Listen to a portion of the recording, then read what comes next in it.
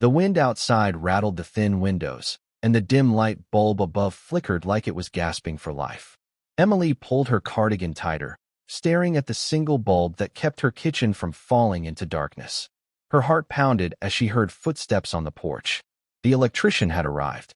She didn't have much, barely enough to cover groceries, but she had saved just enough to pay him. At least, that's what she told herself. Daniel, the electrician, stepped inside with a polite nod, his tool bag in hand.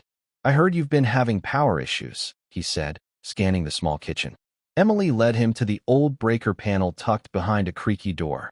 As he got to work, she fidgeted, the envelope of cash hidden in her pocket feeling heavier than it was. She wasn't the kind of person to take charity, never had been. It didn't take Daniel long to figure it out. "Your wiring's worn down in a few places," he explained, "and the breaker's outdated. I'll fix what I can today so your lights stop flickering, but long-term," he hesitated, looking at her, "you'll need a replacement eventually." Emily nodded, forcing a small smile.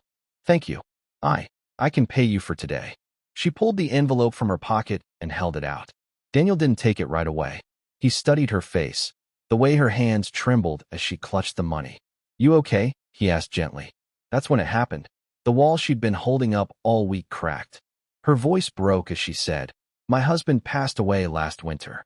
He used to handle everything. The bills, the repairs. I've been working double shifts at the diner, but the power bill," she trailed off, swallowing hard. "I just don't want my kids to come home from school to a dark house." Daniel's jaw tightened, not in anger, but in something closer to resolve. "Emily," he said slowly, "keep your money." She blinked. "What? No, I can't." "You can," he interrupted. "I've been where you are. Years ago, after my dad died, a neighbor fixed our heat for free in the middle of winter. He told me to pay it forward someday. I think this is my turn." Emily felt her throat tighten. "I don't know how to thank you." "Keep the lights on," he said simply. "That'll be enough." When he was done, the kitchen bulb shone steady and warm.